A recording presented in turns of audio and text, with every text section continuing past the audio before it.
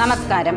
BJP Kavalangad panchayat സമിതി Kavalangad service സഹകരണ bank അഴിമതിക്കെതിരെയും വർദ്ധിച്ചു വരുന്ന ലഹരി മാഫിയയ്ക്കെതിരെയും നെല്ലിമറ്റത്തുനിന്നും നേര്യമംഗലത്തേക്ക് ബൈക്ക് റാലി സംഘടിപ്പിച്ചു. ബൈക്ക് റാലി ബി.ജെ.പി സംസ്ഥാന കൗൺസിൽ അംഗം സെബാസ്റ്റ്യൻ മാത്യു ഉദ്ഘാടനം ചെയ്ത് ഫ്ളാഗ് ജാഥ ക്യാപ്റ്റൻ പി.കെ. രാജേന്ദ്രൻ, ഇ.എം. സജീവ് എന്നിവർക്ക് കൈമാറി. കവളങ്ങാട് മണ്ഡലം പ്രസിഡന്റ് അരുൺ നെല്ലിമറ്റം ആമുഖ പ്രസംഗം നടത്തിയ യോഗത്തിൽ മനോജ് ഇഞ്ചൂർ, സൂരജ് ജോൺ, മണ്ഡലം ജനറൽ സെക്രട്ടറി വിഷ്ണു കൃഷ്ണൻ, മണ്ഡലം വൈസ് പ്രസിഡന്റുമാരായ ഒ.എൻ. ഗിരി, വിജയൻ ആവോലിച്ചാൽ, മണ്ഡലം secretary Jayasree Asokan, area joint സെക്രട്ടറിമാരായ പി.എൻ. പത്മനാഭൻ, എം.എസ്. അനിൽകുമാർ എന്നിവർ ആശംസകൾ പറഞ്ഞു. നെല്ലിമറ്റം, ഊന്നുകൽ, പുത്തൻകുരിശ്, നേര്യമംഗലം ടൗൺ, നീണ്ടപാറ, ചെമ്പൻകുഴി, നേര്യമംഗലം കോളനി തുടങ്ങിയിടങ്ങളിൽ റാലി സ്വീകരണം ഏറ്റുവാങ്ങി. യുഡിഎഫും എൽഡിഎഫിനോടും പറയുന്നു, ഭാരതീയ ജനതാ പാർട്ടി യാതൊരുവിധ ഒത്തുതീർപ്പ് പ്രസ്ഥാനത്തിനും മുന്നോട്ടില്ല.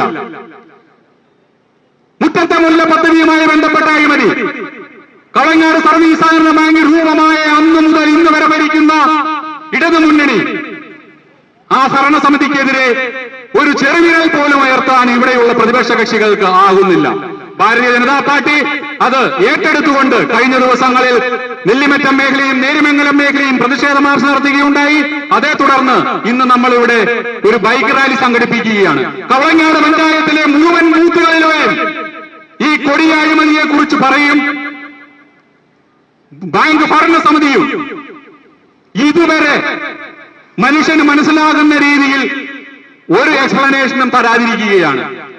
അവർ പറയുന്നത് ഉത്തരവാദിത്തം മുഴുവൻ മലബാർ ഡെവലപ്പേഴ്സിനാണ്. ഈ മലബാർ ഡെവലപ്പേഴ്സ് എന്ന് പറയുന്ന കമ്പനി ഇന്നിതുവരെ ആരും ഇവിടെ കണ്ടിട്ടില്ല, ഇവരുടെ പ്രതിനിധികളെ കണ്ടിട്ടില്ല, എന്ത് സംഭവിച്ചുവെന്ന് ജനങ്ങളോട് പറഞ്ഞിട്ടില്ല. ചോദിക്കുമ്പോൾ പറയുന്നത് 3, 4, 5, 10 പ്രാവശ്യം ഇടിഞ്ഞു വീണാലും അത് മലബാർ ഡെവലപ്പേഴ്സ് പണിതു തരുമെന്നാണ്. അതിൽ സഹകാരികളുടെ പണമില്ല. അപ്പോൾ ഇത് ആരുടെ പണമാണ്? ഇവരുടെയൊക്കെ കുടുംബത്തിൽ നിന്ന് കൊണ്ടുവന്ന പണമാണോ, അതെയോ കള്ളപ്പണം വല്ലതാണോ? ബാങ്ക് ഭരണസമിതി അത് വിശദീകരിക്കണം. ഭാരതീയ ജനതാ പാർട്ടി ഇന്നിവിടെ നടത്തുന്ന ഈ ബൂത്ത് തല ബോധവൽക്കരണ റാലിയും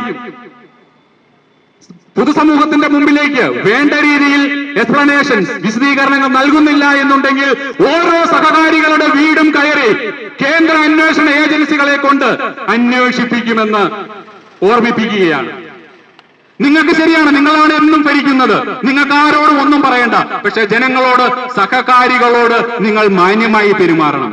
സഹകാരികൾക്ക് കപ്പും സോസറും, നേതാക്കന്മാരുടെ ബിൽഡിങ്ങും വീടും പണിയാൻ മണ്ണും ചെങ്കല്ലും സിമന്റ് ബ്ലോക്കും കരിങ്കല്ലും എല്ലാം കൊടുത്ത് ഈ ഭരണസമിതിയിലിരിക്കുന്ന ആളുകളുടെ വീടുകളും അവരുടെ സമുച്ചയങ്ങളും ഇവിടെ വരുമ്പോൾ ജനസമൂഹമേ നിങ്ങൾ അറിയുക കരിവന്നൂരിൽ എന്താണ് സംഭവിച്ചത്.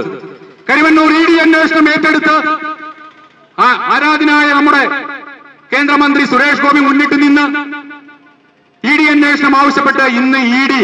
അവരുടെ സ്വത്ത് കണ്ടുകെട്ടി സഹകാരികൾക്ക് പണം കൊടുക്കണമെന്ന് പറയുകയുണ്ടായി. അതൊക്കെ കിട്ടാൻ പോവുകയാണ്.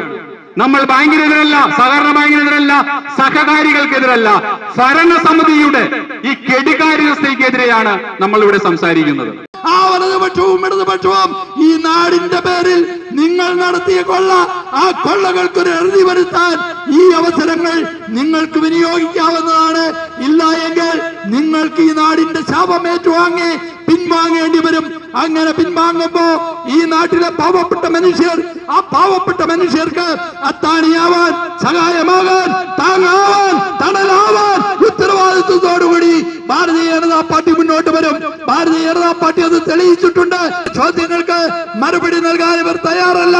അവർ നൽകുന്ന ചോദ്യങ്ങൾ, ആ ചോദ്യങ്ങൾക്ക് മറുപടി പറയാൻ നിങ്ങളെ കൊണ്ട് കഴിയില്ലെങ്കിൽ, നിങ്ങളെ അതിന് തയ്യാറാവുന്നില്ല എങ്കിൽ അത് ഞങ്ങൾ ഏറ്റെടുത്ത് വിശദാംശങ്ങൾ ഈ നാട്ടിലെ ഓരോ വീട്ടിലും എത്തിച്ച് ഈ നാട്ടിലെ സഹകാരികളെ ചേർത്ത് നിർത്തി ഉജ്ജ്വലമായ പോരാട്ടങ്ങൾക്ക് ഭാരതീയ ജനതാ പാർട്ടി തുടക്കം കുറിക്കുമെന്ന് മാത്രം പറഞ്ഞുകൊണ്ട്